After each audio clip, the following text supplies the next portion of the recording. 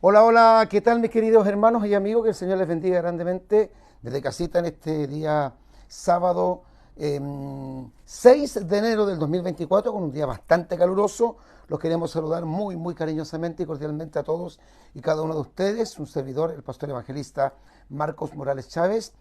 Bueno, en el día de hoy vamos a tocar un tema que lo hemos compartido en otras oportunidades, pero hoy día lo vamos a hablar de una perspectiva un poquito distinta. Creo que es muy importante hablar de este tema porque para mí como pastor existe una gran preocupación por la gran influencia en la gente joven del calvinismo, cómo se está metiendo con tanta fuerza esta doctrina diabólica.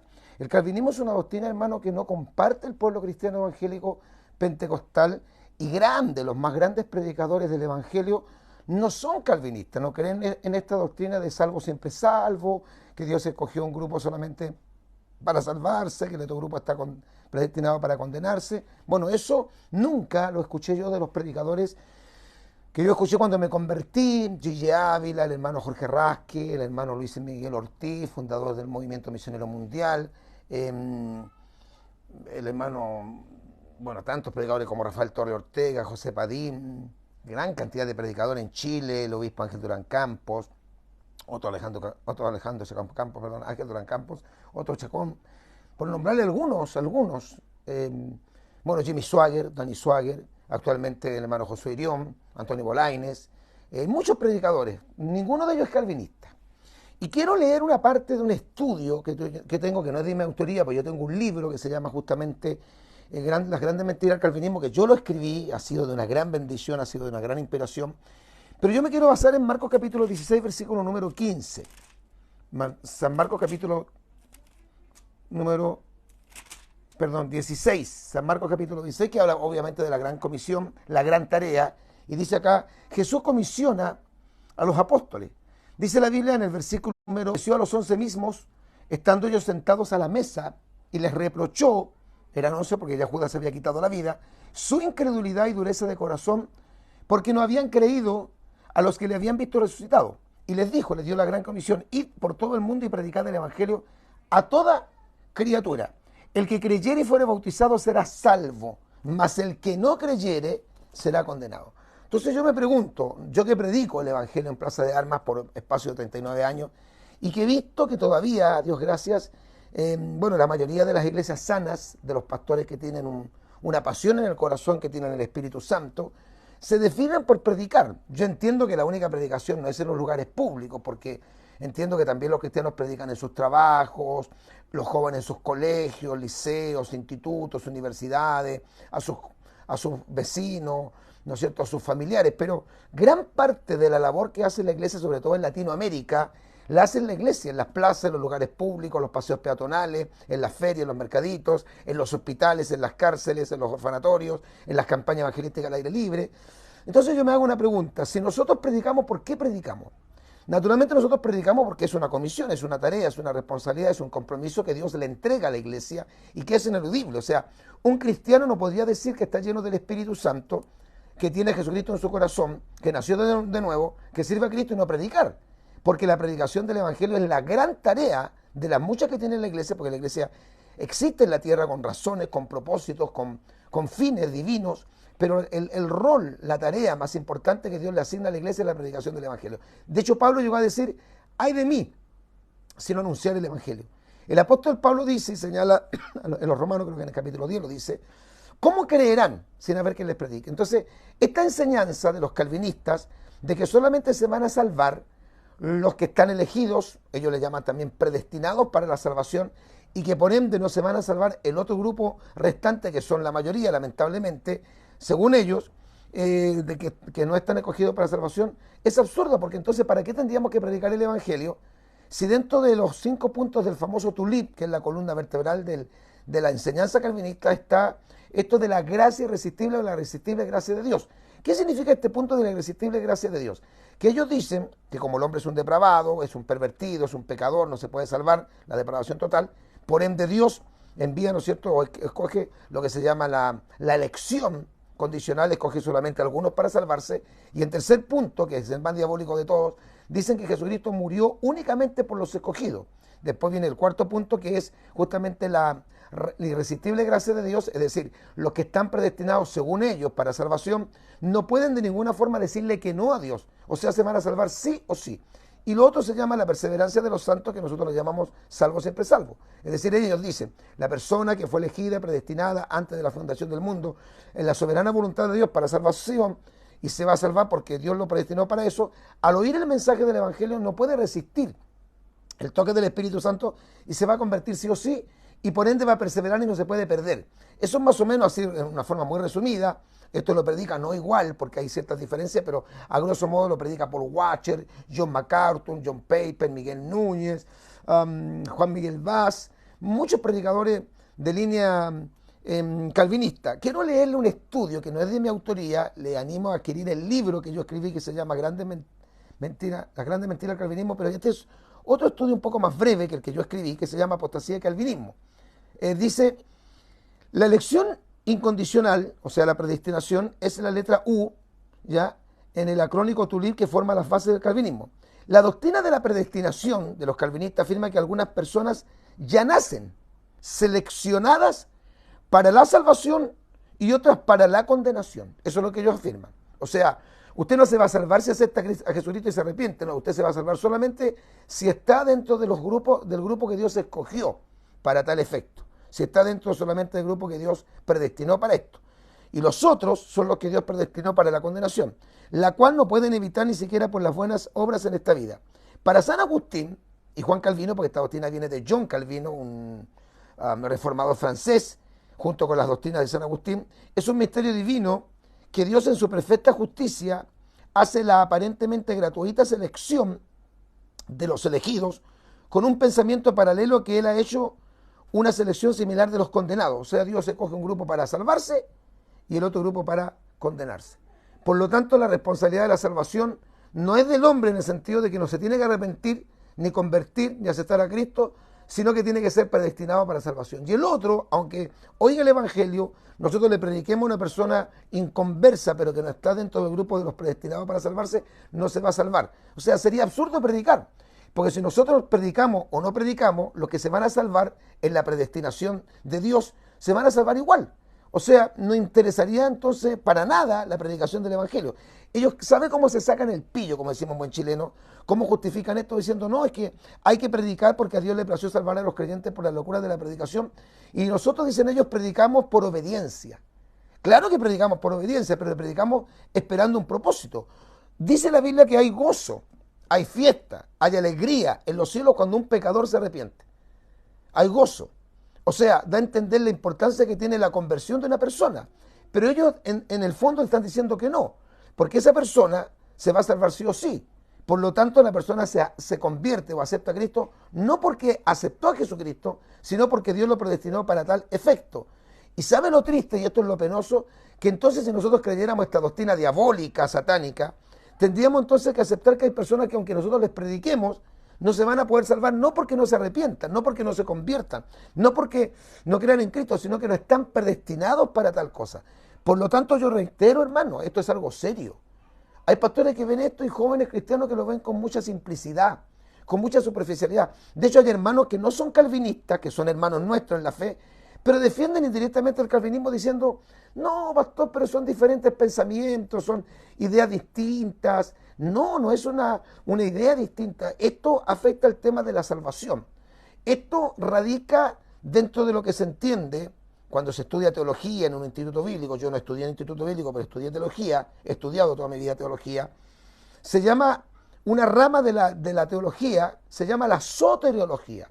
La soteriología. Y la soteriología justamente es la ciencia que trata, o el estudio que trata de la salvación, que viene de sotero, que justamente significa salvación o redención. Por ende, el tema del calvinismo es un tema de relativa importancia porque afecta el tema de la salvación.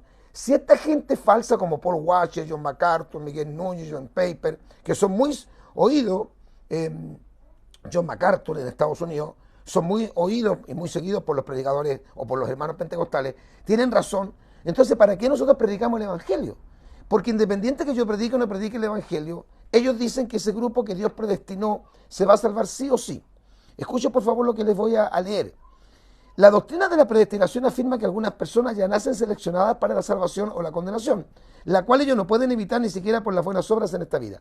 Para San Agustín y Juan Calvino es un misterio divino, que Dios en su perfecta justicia hace la aparentemente gratuita selección de los escogidos. O sea, la, la, la, la, la, la aparente gratuita ofrecimiento no es un ofrecimiento gratuito, sino que es una selección gratuita. No sé si me entiende. O sea, Dios no le ofrece la salvación a todos los hombres. La salvación no sería para todos los hombres. Sería únicamente para ese grupo que naturalmente usted entenderá que cuando ellos hablan de los predestinados se refieren a ellos. No se van a referir a mí. Para ellos yo estoy perdido. Para ellos yo estoy perdido. Yo soy un falso profeta. Los únicos predestinados para salvación son ellos. Obviamente, porque son los que creen en esta diabólica doctrina. Sigo leyendo. Según él ha hecho una selección similar de los condenados. Aquellos a quienes en su justicia le ha predestinado al castigo, aquellos a quienes en su misericordia le ha predestinado para la gracia. Eso lo dijo San Agustín en Chirodión, página 269. No podemos señalar solo a Juan Calvino por esta enseñanza herética, debido a que él la obtuvo de los escritos de Agustín. Pero ¿de dónde la obtuvo Agustín? Antes de que Agustín llegara a ser cristiano, en el 387 a.C., se adherió a un movimiento llamado el maniqueísmo. El maniqueísmo fue una religión gnóstica iraní proclamada por su profeta Mani, nacido en el 216 y fallecido en el 276 antes del nacimiento de Cristo, originándose en la Persia sasánida, Babilonia, poco después de que el emperador romano Teodosio I emitiera un decreto de muerte para los maniqueos en el 382 a.C. y que declarara que el cristianismo era la única religión legítima para el Imperio Romano en el 391. Agustín supuestamente se convirtió en un ferviente opositor del maniqueísmo. Sin embargo, el maniqueísmo todavía influyó en su pensamiento, como puede verse con la idea de los elegidos. Mani, y esto se lo escuché, que lo dijo indirectamente el pastor Ernesto Silva, me dejó muy preocupado porque lo escuché de él. Mani dividió a su iglesia en dos grupos y uno más pequeño: los elegidos, los oyentes y luego los pecadores. Según Mani, los elegidos son los perfectos, los que habían tomado por sí mismos los votos del maniqueísmo, en el fondo los elegidos o predestinados, los oyentes, que eran solamente los auditores, los que no habían tomado los votos, no estaban elegidos, pero que participaban de la iglesia, y los pecadores, todo lo demás, es decir, toda la humanidad. Agustín era un oyente y nunca tomó los votos del maniqueísmo porque no podía cumplir con normas tan estrictas. La vida de los que tomaban los votos era muy dura. Se les prohibía tener propiedades, comer carne, beber vino, satisfacer cualquier deseo sexual, participar en cualquier ocupación servil, comerciar o negociar, poseer casa o hogar, practicar la magia o practicar cualquier otra religión. Ahora, escuchen lo que dice Agustín sobre el tema de la predestinación. Deberán en cambio entender que la escritura, el cual Dios quiere que todos los hombres sean salvos, 1 Timoteo 2:4, significa, o sea, él interpreta ese pasaje porque como sabe que no lo puede sacar de ahí, porque la Biblia dice que Dios quiere que todos los hombres sean salvos. Es bien claro. Si Dios quiere que todos los hombres sean salvos, ¿por qué eligió a algunos solamente para salvación? Cuando Dios quiere que todos los hombres sean salvos. Eso lo dice 1 Timoteo capítulo 2, versículos 3 y 4. Ahora, él dice, esto significa que ningún hombre es salvado a menos que Dios desee su salvación. Mire qué ridículo. Ay, Señor. No que no exista ningún hombre cuya salvación él no desee, sino que ningún hombre es salvo aparte de su voluntad. Fue de una oración a Dios que el apóstol está hablando cuando usó esta expresión. O sea, como ellos no pueden borrar esa cantidad de versículos bíblicos como Tito 2:11, que dice que la gracia de Dios se ha manifestado para salvación a todos los hombres, cuando la Biblia dice que Dios quiere que todos los hombres sean salvos y lleguen al conocimiento de la verdad, cuando la Biblia dice que Dios no quiere que nadie perezca, sino que todos procedan al arrepentimiento, cuando Cristo dice, venid a mí todos los que estéis trabajados y cargados, que yo os haré descansar, cuando la Biblia dice, porque de tal manera amó Dios al mundo, que ha dado a su Hijo unigénito para que todo aquel que en él cree no se pierda, mas tenga vida eterna, ellos dicen que en realidad hay que interpretar, no como lo dice ahí, sino como ellos lo interpretan ese pasaje, dando a entender que cuando se refiere a la salvación del mundo se está refiriendo a que Dios amó a los escogidos. Amó al mundo amando a los escogidos. Que Dios quiere que todos los hombres sean salvos, pero en el sentido de que solamente se van a salvar los que Dios predestinó para tal hecho. Es una herejía, hermano. Es una estupidez, es una tontería, es una vanidad, es una falacia, eso es. Ahora se puede ver lo fácil que fue para Agustín malinterpretar la Escritura con respecto a la predestinación. Él no pudo alcanzar la elección en el maniqueísmo, pero al torcer la escritura pudo ser uno de los elegidos en el cristianismo. Mani también creía en la depravación total, también llamada la incapacidad total, la cual forma la letra T en el tulip de la ponencia calvinista. O sea, si ellos dicen y aseguran, y lo dicen los predicadores actuales, yo sé que entre ellos tienen algunas diferencias, no son exactamente iguales. De hecho, hay algunos calvinistas que creen en el rapto y otros lo están negando. Hay algunos calvinistas que dicen que la iglesia pasa por la gran tribulación y otros que no. Pero a grosso modo el calvinismo es una de las doctrinas más diabólicas que puede haberse enquistado en el mundo llamado protestante reformado. Porque yo repito, hermano, ¿por qué nosotros predicamos? Miren, en Proverbios capítulo 11, verso 30, la Biblia dice que el que gana alma es sabio, ganar almas. Dios salva las almas, pero nosotros las ganamos a través de la predicación.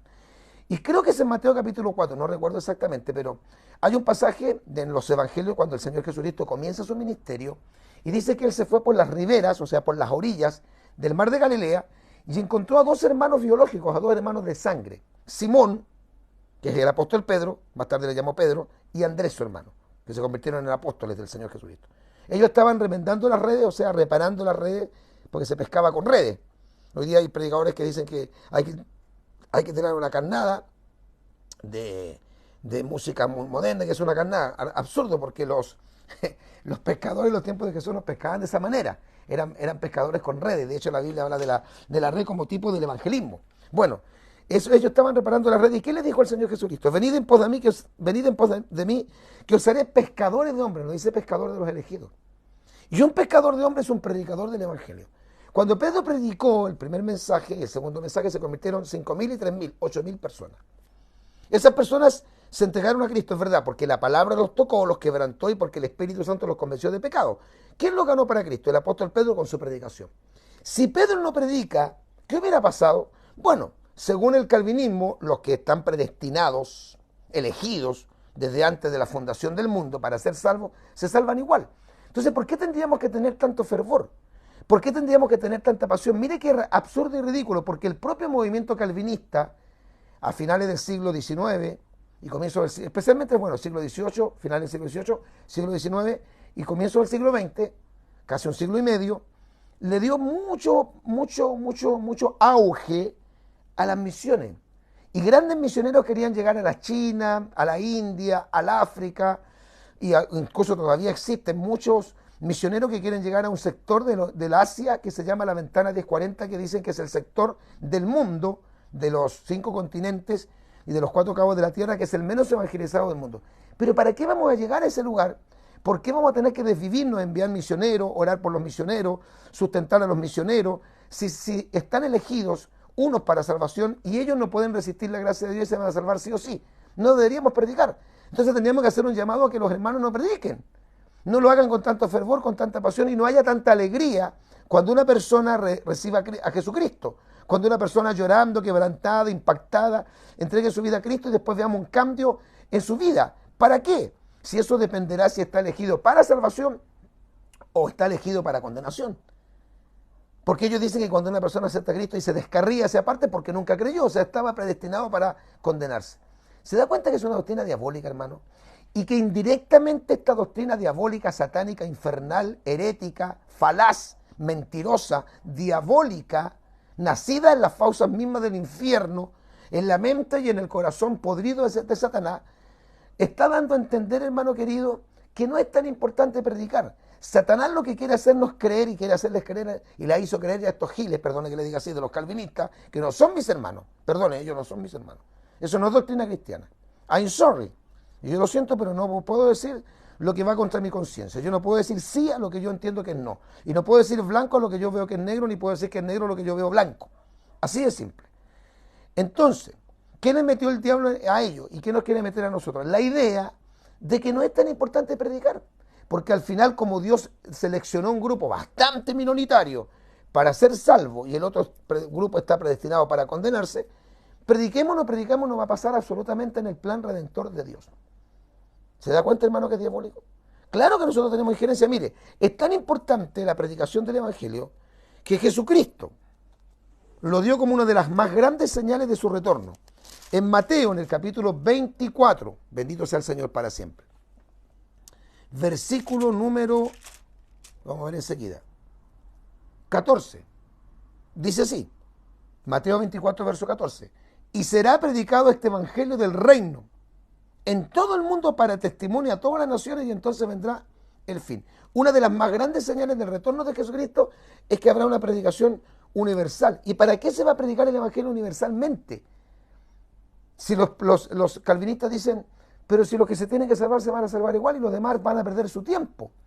No sacamos nada con decirle al mundo que se arrepientan, que se conviertan, porque van a tener que averiguar las personas que oyen nuestro mensaje si están seleccionados para ser salvos. Si Dios en su soberana voluntad los escogió antes de crear al mundo para tal efecto. O sea, ese solo punto ya es absurdo. Por eso le digo, adquiera el libro que yo compré, que yo escribí, adquiéralo, cómprelo, se llama La Grande Mentira del Calvinismo, y yo no recibí un peso por ese libro, yo lo escribí. Yo no me ganaba un peso, porque todas las pocas ganancias que quedan para nuestro ministerio, para la librería de nuestro ministerio. Adquiéralo, cómprelo. Es un libro muy interesante. Y este estudio, no lo hice yo, de apostasía y calvinismo, que recién es una parte de la ley, adquiéralo. Yo se lo puedo reenviar a los que son de fuera del país. Se llama Apostasía y Calvinismo, es un estudio más breve. El libro también está a su disposición. Porque en este tiempo, hermano, tenemos que defender la fe con fiereza. Esto que yo estoy diciendo me ha traído problemas. Porque esta gente, hermano, Sergio Díaz dice, sería ridículo. En el juicio final, Dios condenando a alguien que se arrepintió y aceptó a Cristo si estaba cercenado. Claro que sí. Porque mire, esto lo voy a volver a reiterar, aunque algunos digan, no, pastor, pero siempre estoy diciendo lo mismo. En Apocalipsis, capítulo 21, versículo 8, dice que tendrán su parte en el lago que arde con fuego y azufre todos los incrédulos. Y Jesucristo dice, si no creéis que yo soy, en vuestros pecados moriréis. Y Cristo, en San Juan capítulo 3, dice, ¿dónde lo puedo adquirir? Ahí está mi número de WhatsApp. Me escribe y yo le envío el contacto de la hermanita que está a cargo de la librería para que usted pueda adquirir el libro. El libro normal es más de $7. Fue escrito no para que los calvinistas se convirtieran a Cristo, sino para que los hermanos no sean engañados por el calvinismo.